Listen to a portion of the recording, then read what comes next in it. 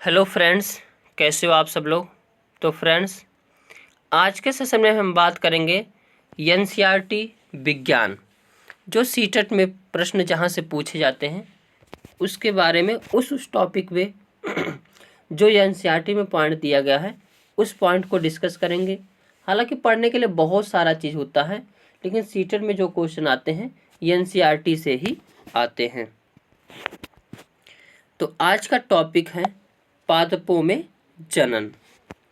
सभी जीव अपने समान जीवों का जनन करते हैं। माता पिता से संतति का जन्म जनन कहलाता है। जनन की विधियां। अधिकांश पादपों में मूल, तना, पत्तियां, थोड़ा सा 1 मिनट, ओके, क्या अधिकांश पादपों में मूल, तना और पत्तियां होती हैं। ये पादप के कायिक अंग कहलाते हैं। पुष्प पादप में जनन का कार्य करते हैं। वास्तव में पुष्प पादन के जनन अंग होते हैं। किसी पुष्प में केवल नर जनन अंग अथवा मादा जनन अंग या फिर नर और मादा जनन अंग दोनों हो सकते हैं। एक विधि होती है जनन की, अलैंगिक जनन।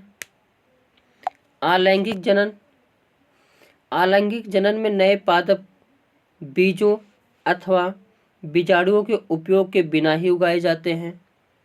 वो अलैंगिक जनन जिसमें पादप के मूल, तने, पत्ती अथवा कली यानी मुकुल जैसे किसी कायिक अंग द्वारा नया पादप प्राप्त किया जाता है। चूँकि जनन पादप के कायिक भागों से होता है, इसलिए इसे कायिक प्रवर्धन कहते हैं। कुछ पादपों में की जड़ें, मूल भी नए पादपों को जन्म दे सकती हैं, जैसे शकरकंद, डहेलिया। तो ये जो है कुछ तने द्वारा, जैसे गन्ना तने द्वारा, गुलाब तने द्वारा, जबकि शकरकंद जड़ द्वारा, डहेलिया जड़ द्वारा। कैक्टस जैसे पादप के वे भाग जो मुख्य पादप से अलग यानी विलग्न हो जाते हैं, नए पादप का जन्म देते हैं। प्रत्येक विलग्न भाग नए पादप के रूप में वृद्धि कर सकता है। लैंगिक जनन द्वारा उत्पन्न होने वाले पादप में माता पिता दोनों के गुण होते हैं। लैंगिक जनन के परिणाम स्वरूप पादप बीज उत्पन्न करते हैं। आगे देखते हैं मुकुलन द्वारा। मुकुलन द्वारा क्या होता है, तो ईस्ट जिसे सूक्ष्मदर्शी द्वारा ही देखा जा सकता है, इनके लिए यदि पर्याप्त पोषण उपलब्ध हो तो ईस्ट कुछ ही घंटों में वृद्धि करके यानी गुणन अर्थात जनन करने लगते हैं। ईस्ट एक एकल कोशिका है यानी एक कोशिकीय जीव है जो मुकुलन द्वारा जन्म यानी जनन करते हैं। और मुकुलन में क्या है कि अपने अंग से ही कुछ भाग अलग हो जाते हैं और वह एक नए बड़े भाग के रूप में बन जाते हैं।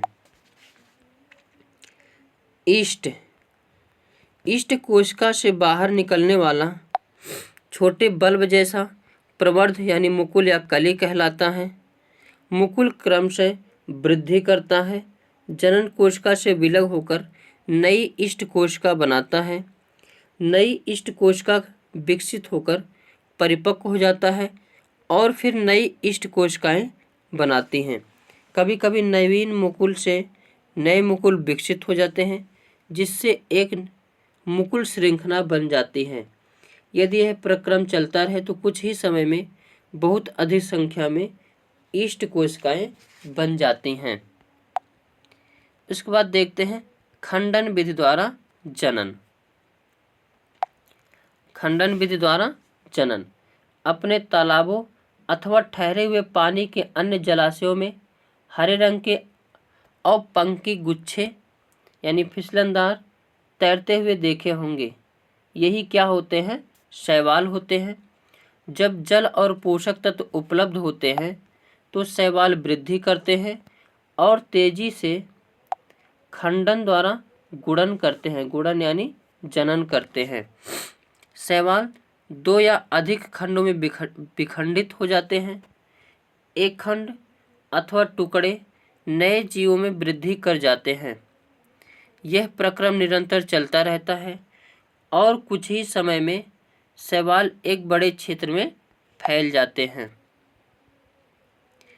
आगे देखते हैं बीजाणु निर्माण। डबल रोटी में वायु में उपस्थित बीजाणुओं से कवक उग जाते हैं। कभी कभी रोटी देखे होंगे तो रोटी रखी रखी उसमें फफूंद जैसा कुछ लग जाता है, रुई जैसा, वही क्या होते हैं? कवक होते हैं। डबल रोटी पर रुई के जाल में बीजाणुओं को देखिए। जब बीजाणु निर्मुक्त होते हैं तो वे वायु में तैरते रहते हैं। चूँकि ये बहुत हल्के होते हैं इसलिए ये लंबी दूरी तक जा सकते हैं। बीजाणु अलैंगिक जनन ही करते हैं।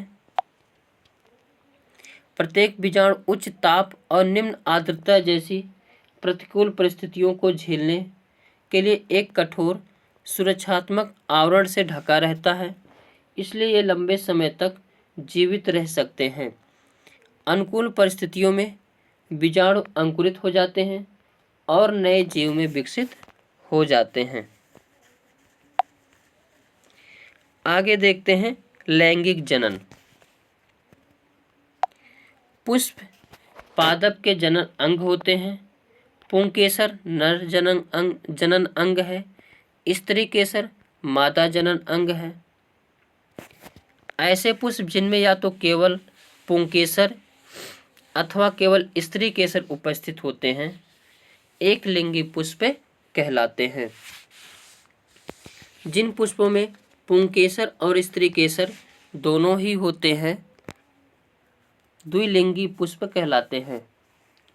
मक्का, पपीता, ककड़ी या खीरे के पौधे में एक लिंगी पुष्प होते हैं, जबकि सरसों, गुलाब, पिटूनिया के पौधों में द्विलिंगी पुष्प होते हैं। परागकोश में परागण होते हैं जो नर युग्मों को बनाते हैं।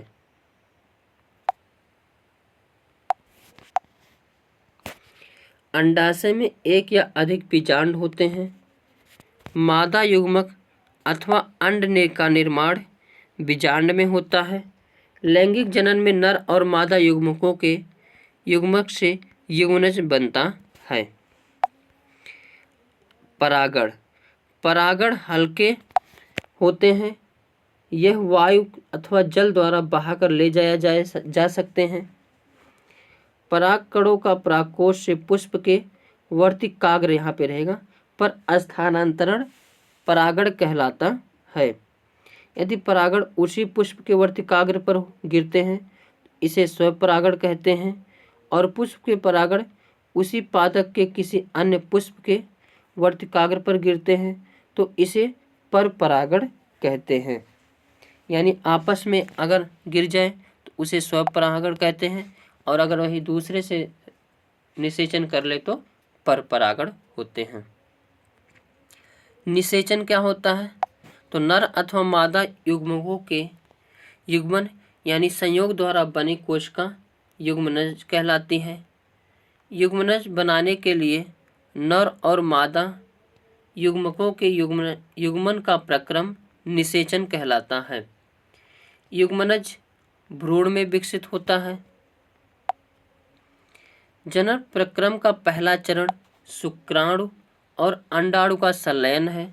जब शुक्राणु अंडाणु के संपर्क में आते हैं तो इनमें से एक शुक्राणु अंडाणु के साथ संलेत हो जाता है। शुक्राणु और अंडाणु यह संलयन निषेचन कहलाता है। निषेचन के समय शुक्राणु और अंडाणु संलेत होकर एक हो जाते हैं। निषेचन के परिणाम स्वरूप युग्मनज का निर्माण होता है। वह निषेचन जो मादा के शरीर के अंदर होता है आंतरिक निषेचन कहलाता है। जैसे मनुष्य में, गाय, कुत्ते, मुर्गी इत्यादि जंतुओं में आंतरिक निषेचन होता है। नर एवं मादा युग्मक का संलयन मादा के शरीर के बाहर होता है तो बाह्य निषेचन कहलाता है। जैसे मछली, स्टारफिश जैसे जलीय प्राणियों में होता है। फल और बीज का विकास। निषेचन के पश्चात अंडाशय फल में विकसित हो जाता है, जबकि पुष्प के अन्य भाग मुरझाकर गिर जाते हैं। परिपक्व हो जाने पर अंडाशय फल के रूप में विकसित हो जाता है। बीजांड के बीज विकसित हो जाते हैं। बीज में एक भ्रूण होता है जो सुरक्षात्मक बीजावरण के अंदर रहता है। बीज प्रकीर्णन। प्रकृति में एक ही प्रकार के पादप विभिन्न स्थानों पर उगे हुए पाए जाते हैं। ऐसा बीजों के विभिन्न स्थानों पर प्रकीर्णन के कारण होता है।